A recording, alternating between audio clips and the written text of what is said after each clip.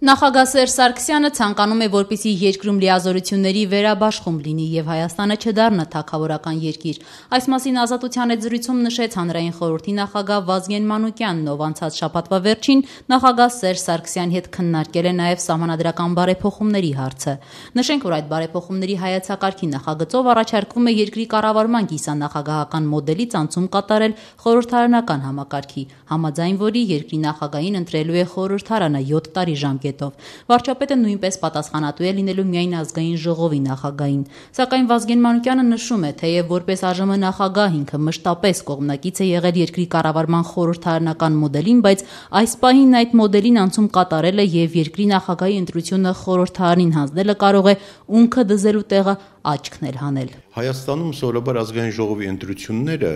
անցնում են քիչ թե շատ խաղաղ, մարդիկ չեն պատկերացնում, որ ազգային ժողովը դա իշխանություն է, բայց նախագահական ընտրությունները միշտ բերում են հեղափոխական վիճակների, որտեղ ժողովուրդը կյանքի փոփոխությունը սպասում է նախագահ փոխելուց։ Արդար է թե արդար չի, բայց հույսերը կապված են դրա հետ։ Հիմա պրակտիկորեն այդ մի ընտրությունը դուրս է գալիս։ Այսինքն ժողովուրդը ինչ որ իմաստով խափված վիճակում կարող է դուրս գալ։ Այսինքն որպես համակարգ պարլամենտական ավելի լավն է, իմ մոտ կասկած չկա։ Բայց այս պահին, այս անցումը մի քիչ մոտս կասկածներ է առաջանում եւ կարող է ունքը դզելու փոխարեն 10 աչք հանես։ Նախագահի հետ երբ որ կիսվեց հանրային խորհուրդը այդ իր կասկածների հետ, նախագահն ասել դեռ ոչ բան վերջնական չի, քննարկումները շարունակում են, տեսնենք թե ինչին կգա։ Վազգեն Մանուկյանի փոխանցմամբ հանրային խորհրդի հետ հանդիպման ընթացքում Սերժ Սարգսյանն այդքան մեծ ուշադրություն չի դարձրել այն հարցին, թե արդյոք երկրի ղեկավարը կընտրվի ազգային ժողովի կողմից թե ոչ։ Սարգսյանը կարևորել է լիազորությունների վերաբաշխման հարցը։ Իր պնդումը հետևյալն էր, որ իսկապես երկիրը որպեսզի լինի դեմոկրատական նորմալ, պետք է լիազորությունների վերաբաշխում լինի, բալանս լինի ազգային ժողովի, վարչապետի եւ նախագահի, եւ Հայաստանը չդառնա թագավորական երկիր, որ բոլորը հույսը կապում են միայն եւ միայն նախագահից։ Այսինքն ինքը գտնում է, որ պետք է բալանսի փոփոխություն տեղի ունենա, ուժի բալանսի։ Ինքը ասում է, եթե այս մոդելը չի դուր գալիս, ուրիշ մոդել առաջարկեք, բայց այդ բալանսը պետք է փոխել, որ ամբողջ հույսը մի մարդուց կախված չլինի եւ իր ասածը քաղաքական տեսակետից 100%-անոց ճշմարտություն է։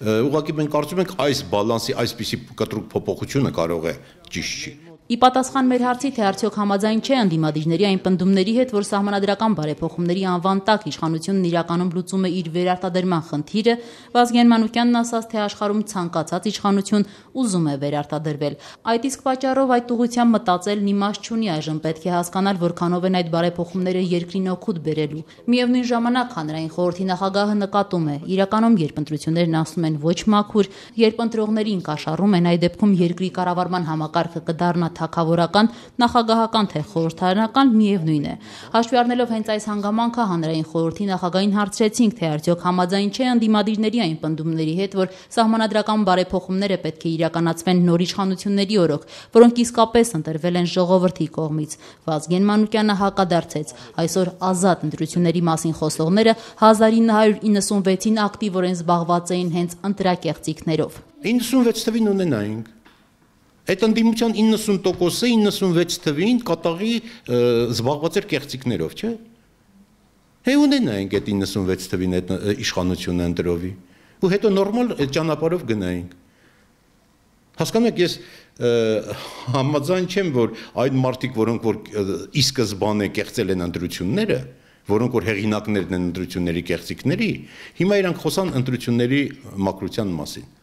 Եվ հույս ունենանք, որ իրանց միջոցով ընտրությունները պետք է մաքրվեն, չեն մաքրվի։ Նշենք, որ իր վերջին հարցազրույցում անդրադառնալով Սերժ Սարգսյանի նախաձեռնած սահմանադրական փոփոխություններին Հայաստանի առաջին նախագահ Լևոն Տեր-Պետրոսյանն ասել էր, թե սահմանադրական փոփոխությունների միջոցով Սերժ Սարգսյանը ցանկանում է հավերժացնել իր բռնապետությունը, միևնույն ժամանակ զգուշացնելով, որ եթե Սարգսյանը շարունակի համառել, ապա աշնանը ծավալվելիք լուրջ քաղաքական գործընթացների ճնշման տակ նա անտարակույս կդառնա սեփական ավազակապետական համակարգի գերեզմանափորը։ Վազգեն Մանուկյանին հարցրեցինք, թե արդյոք կիսում է Տեր-Պետրոսյանի այս կանխատեսումները, արդյոք սահմանադրական փոփոխությունները կարող են բերել քաղաքական իրավիճակի փոփոխության։ Դուք նման զարգացում հնարավոր։ Ինձ համար այդ ամբողջ այդ բարբերությունը անհետեթություն է։